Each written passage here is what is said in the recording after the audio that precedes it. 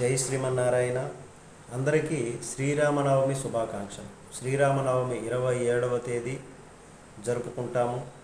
ఇంటిల్లపాది చక్కగా శ్రీరామచంద్రుని అనుగ్రహం పొందండి, శ్రీరామచంద్రుని వేడుకోండి. మనకి అందరికీ కూడా ఆదర్శమూర్తి శ్రీరామచంద్రుడు, సత్యస్వరూపుడు, ధర్మరక్షకుడు మన శ్రీరామచంద్రుడు. అసలు ముఖ్యంగా మన సనాతన సాంప్రదాయం జీవ చైతన్యాన్ని, ఉనికిని, గమ్యాన్ని నిర్దేశించేటటువంటి 4 ప్రధాన లక్ష్యాలని చెప్పుకోవచ్చు. అవే ధర్మ, అర్థ, కామ, మోక్షాలు. మరి ఈ పురుషార్థాలు వ్యక్తిగత సౌఖ్యానికి, సుఖాలకి వినియోగించుకోకుండా సమాజ శ్రేయస్సు కోసం కూడా వినియోగించేటటువంటి వ్యక్తులు ఉత్తములు చెప్పబడతారు. అయితే మానవ పరిమితులకు లోబడి ఉంటూనే అత్యున్నత విలువల్ని పాటించి, ఆచరించి తనకు తాను దైవంగా మలుచుకున్నారు శ్రీరామచంద్రుడు. మరి శ్రీరామచంద్రుని ధర్మం ఏమిటి? ధర్మాన్ని ఆచరించడం. రామో విగ్రహవాన్ ధర్మ అన్నారు వాల్మీకి మహర్షి. మరి అమూర్తమైనటువంటి ధర్మము ఒక రూపాన్ని పొందితే అది శ్రీరామచంద్రుడు.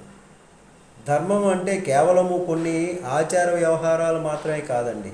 వ్యష్టిని, సమిష్టిని సన్వయం చేస్తూ విశ్వాన్నే కాపాడేటటువంటి నైతిక శక్తి, నీతి. ఈ క్రమంలో సంఘర్షణ ఏర్పడినటువంటి ప్రతిసారి వ్యక్తిగత ప్రయోజనం కంటే సమిష్టి సామాజిక ప్రయోజనానికే ప్రాధాన్యత ఇచ్చి తన గమనాన్ని దైవత్వం వైపు నడిపించారు శ్రీరామచంద్రుడు. పెద్దల పట్ల గౌరవాన్ని, సత్యం పట్ల నిబద్ధతను పాటిస్తూ కైక మాటల్ని తండ్రి ఆదేశించేటటువంటి విధంగా భావించారు. ఆ మాటలు తండ్రి చెప్పినట్లుగానే భావించారు శ్రీరాముడు.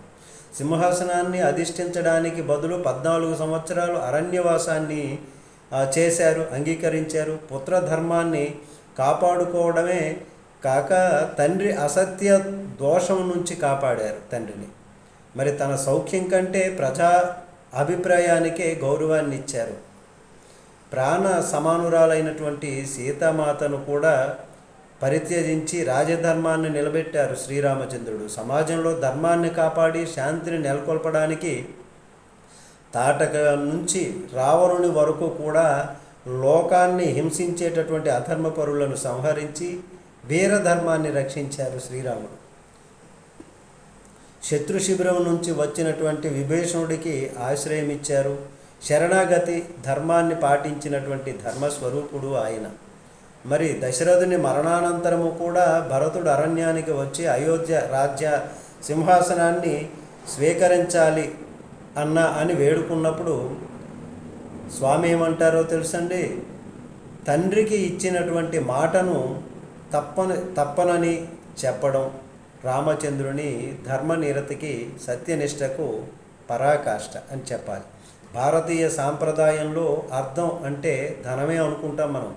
కేవలం ధన సంపాదన మాత్రమే కాదు, క్రమశిక్షణతో కూడినటువంటి వనరుల నిర్వహణ.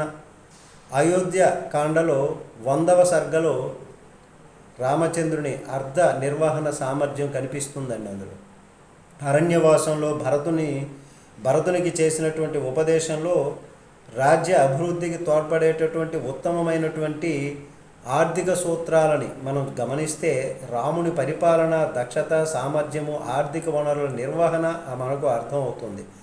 ఆదాయం కంటే ఖర్చు తక్కువగా ఉండాలనేటటువంటి వ్యయ నియంత్రణ పద్ధతి, వ్యవసాయ, పశుపోషణ, ఉద్యోగుల సంక్షేమము, సకాలంలో వేతనాలు చెల్లించడం, వాణిజ్య పైన శ్రద్ధ, రాజ్య సంపదను ప్రజా సంక్షేమం కోసం వినియోగించటం వంటి ఆర్థిక సూత్రాలు ఎన్నో భరతునికి రాముడు ఉపదేశించారు. ఏ ఒక్కరూ ఆకలితో అలమటించుకోకూడదు, చోరులు, నేరస్తులు లేకపోవడమే నిజమైనటువంటి రాజ్యాభివృద్ధి అని రామరాజ్యం నిరూపించింది. మరి ధర్మబద్ధమైన పాలనలో ప్రజలు సుఖ సంతోషాలతో గడిపారు అని చెప్పాలి.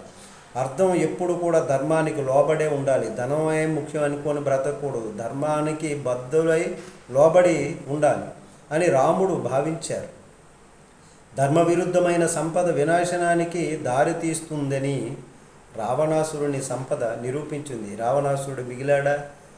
మరి కామం అనే పదం సాధారణంగా శారీరక సుఖమని అనేటటువంటి అర్థంలో కనిపిస్తుంది. అదే శారీరక వాంఛ అనేదే అనుకుంటాం. కానీ జీవితం పట్ల ప్రేమ, సౌందర్య, ఆరాధనలకు ప్రతీక కామ పురుషార్థం.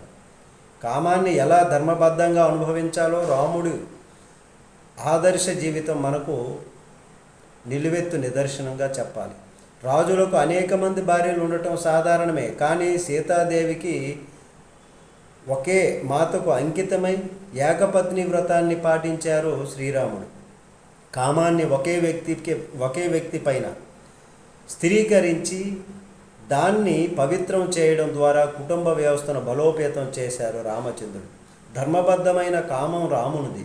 ఎందరో సుందరులైన స్త్రీలు తనను ప్రలోభపెట్టినప్పటికీ కూడా కామాన్ని, ధర్మమనే హద్దును దాటనివ్వలేదు స్వామి. ధర్మకామాల మధ్య సంఘర్షణ ఏర్పడినప్పుడు రాముడు తీసుకున్న నిర్ణయాలు ఒక్కొక్కసారి బాధాకరమైనప్పటికీ కూడా లోక కళ్యాణానికి అవి ఉపయోగపడేటటువంటివే. రావణ వధ అనంతరం ప్రాణానికి ప్రాణమైనటువంటి సీతామాతను పవిత్రత నిరూపించుకోమని అడగటం బాధాకరమే కదండి. కానీ ప్రజలకు ధర్మ మార్గాన్ని నిర్దేశించే ఒక రాజుగా అది అవసరం. అనుమానం అనే కంటి జబ్బుతో బాధపడుతున్న వాళ్ళు దీపకాంతి ఉన్నప్పటికీ సరిగా చూడలేరుగా. నువ్వు స్వచ్ఛంగా పవిత్రంగా ఉన్నప్పటికీ కూడా దృష్టి దోషం ఉన్నవారు సరిగా చూడలేరు. కాబట్టి లోకం కోసం పవిత్రతను నిరూపించుకోమని సీతామాతకు కోరారు. అగ్ని పరీక్ష తర్వాత కూడా సీతను అడవులకు పంపడం ద్వారా రాముడు ధర్మానికి ఇచ్చినటువంటి ప్రాముఖ్యత తెలుస్తుంది. సీత కోసం తానెంతగా విలపించుతున్నప్పటికీ బాధ్యత కలిగినటువంటి రాజుగా తన కామాన్ని, ధర్మానికి లోబరిచారు శ్రీరామచంద్రుడు. ధర్మానికి లోబడని కామం పతనానికి దారితీస్తుందని రావణుడు నిరూపించాడు. బాల్యంలోనే అభ్యసించినటువంటి యోగాభ్యాసం రాముడికి మోక్ష సాధనలో మార్గాన్ని చూపించిందని చెప్పాలి. యువకుడిగా ఉన్నప్పుడే రాజ్యాన్ని త్యాగం చేశారు ఆయన. అది ఐహిక భోగాల పట్ల రాముడి అవగాహనకు ఉదాహరణ. రాజ్యపాలన చేస్తూనే దానికి అంటకుండా సాక్షిభూతంగా ఉండటం ఆయన నిష్కామ కర్మకు నిదర్శనమని చెప్పాలి. కర్తవ్యానంతరము సరయూ నదిలో ప్రవేశించటం, తనను తాను పరమాత్మలో లీనం చేసుకోవడమే, తాను ముక్తి పొందడమే కాకుండా నిష్క్రమణ సమయంలో తనను అనుసరించిన ప్రతి ప్రాణికి కూడా ముక్తిని ప్రసాదించారు రామచంద్రుడు. రామచంద్రుని జీవితము పురుషార్థాల అద్భుత ఆవిష్కరణ.